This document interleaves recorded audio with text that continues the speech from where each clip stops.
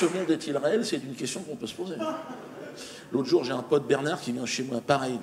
Ça fait un bout de temps que je ne l'avais pas vu. Il a dit, ouais, Dieu, il voulait me parler absolument depuis 15 jours. Puis il n'arrivait pas quand il arrivait. Alors, je lui dis, bah, vas-y. Il me dit, ouais, mais c'est pas évident. Bon, déjà, il me dit, est-ce que tu crois dans l'existence des extraterrestres? Je suis pas venu me parler de l'extraterrestre, cette histoire. Je dis, t'es sérieux, là? Il était sérieux, quoi. Alors, je dis, bah, je sais pas. C'est obligatoire ou pas? Je ne voudrais pas nier l'existence des extraterrestres s'il y a une loi, attention. Mais il me dit, mais non, il m'a dit, ça n'a rien à voir avec les chambres à gaz, tout ça. Il m'a dit, là, c'est sûr, on a des preuves. Et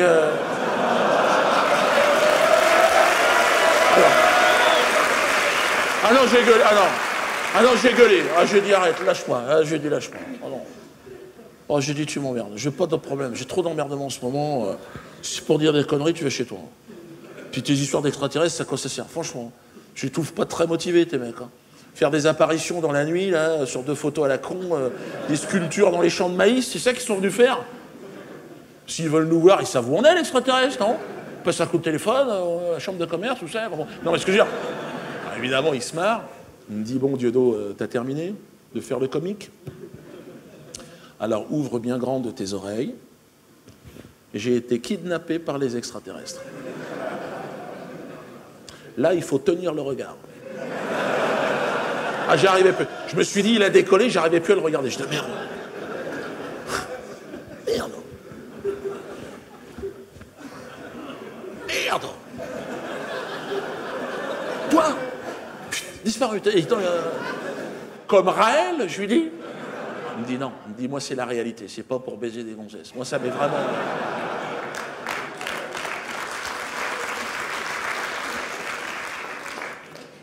Mais droit dans ses bottes, le gars. Ça m'est arrivé en 2007, chez ma belle-mère, à Villejuif. Alors j'ai dit, voilà, j'ai dit, si c'est une histoire antisémite, oublie-moi. Il m'a dit, non, non. Il m'a dit, je suis pas humoriste, je te laisse ça. Non. Donc, il me dit, on était dans le jardin, on discutait. Enfin, disons, c'est plutôt ma belle-mère qui me parlait, d'ailleurs. Et j'entends un bruit, je lève la tête, une soucoupe volante. Et donc ta belle-mère, elle l'a vu. Et là, elle me dit non, justement. C'est ça qui est bizarre, elle me dit. Elle continuait à me parler, malgré le bruit assourdissant. Il m'a dit, ça tremblait de partout. J'ai dit, c'était peut-être un diesel. Là, ça l'a pas fait marrer. Il m'a dit, si c'est pour se foutre de ma gueule, je m'en vais. Je lui ai dit, calme-toi, mais comprends que c'est pas évident. Mais il me dit, c'était pas un diesel, qu'est-ce que tu racontes? Il me dit, soucoupe volante. Donc, automatiquement... c'était du sans-plomb. Et alors, là, il me dit, il y a un tube lumineux qui est tombé sur moi, de couleur bleue. J'ai été aspiré dans la soucoupe volante.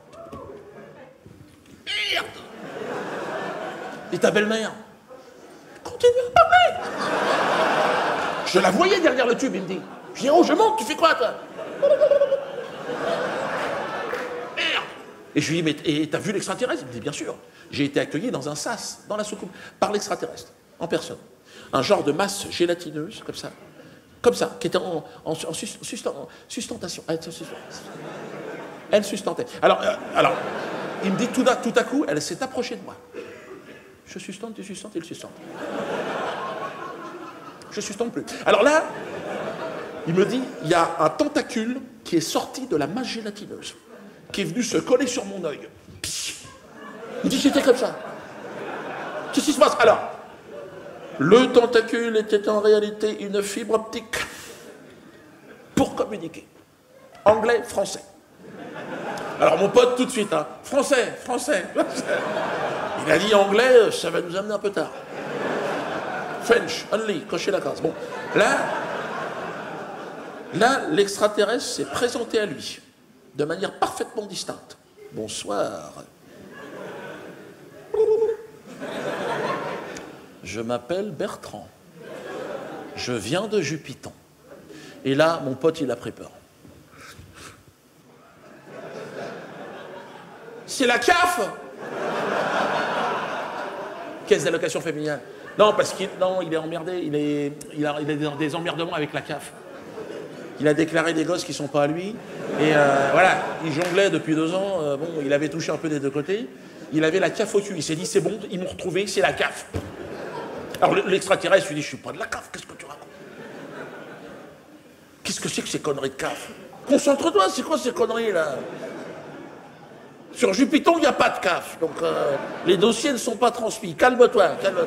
Donc là, mon pote s'est calmé. Il a dit, bon, il dit, mais qu'est-ce que j'ai fait? Alors là, l'extraterrestre lui a dit, calme-toi. Tu n'as rien fait.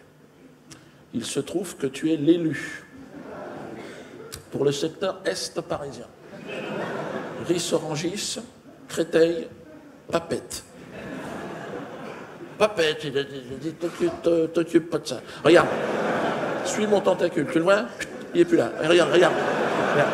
Écoute, voilà, non, t'as rien, écoute-moi. Bon. Écoute-moi. Bon. Ta mission est de prévenir tous les terriens de l'arrivée imminente des extraterrestres. 1er avril 2013. Alors mon pote tout de suite, voilà, 1er avril, il a dit c'est une blague. L'extraterrestre, il a dit non. Il a dit tu me casses les couilles. Ouais. Il s'est énervé.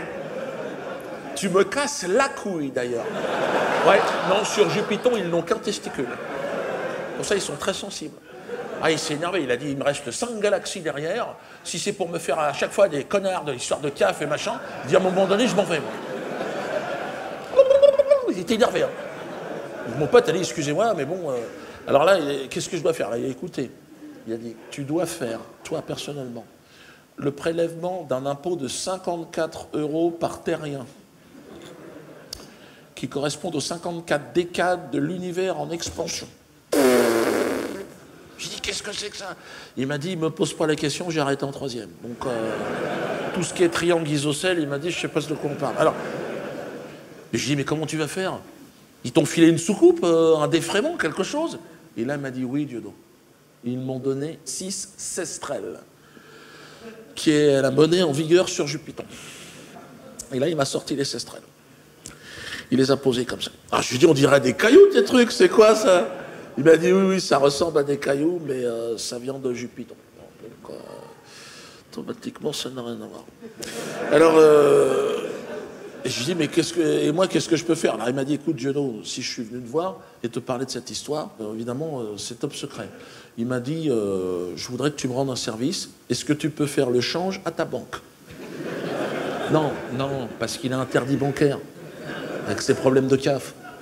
Donc, alors moi je lui ai dit, je vais voir ce que je peux faire, hein, mais bon, tu me préviens en plus. J'explique qu'en plus en ce moment j'ai des problèmes avec les impôts. Si je les paye en sestrelles, je sais pas comment ça va se passer. Mais j'ai dit, mais c'est quoi le taux de change? Et là il me dit 500 € le sestrel. S'emmerdez pas sur Jupiter. Ma femme a dit, te rentre pas là-dedans et tout ça, mais bon. Tu sais, c'est un pote de 20 ans, c'est pas facile, hein, donc j'ai accepté. Bon. Ça fait 3 000 €. Bon. Je me suis dit, ça peut être un placement aussi, t'es marrant, avec tout ce qui se passe en ce moment. C'est vrai qu'on dirait des cailloux, je suis d'accord aussi, hein, c'est vrai que...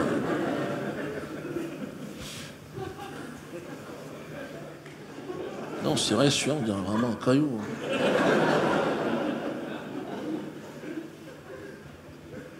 Attends, ça se trouve, je me suis fait baiser. Hein.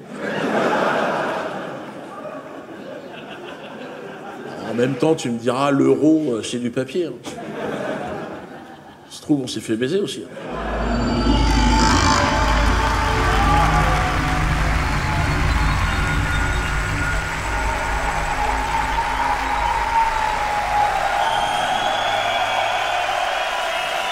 Merci, Genève! Merci!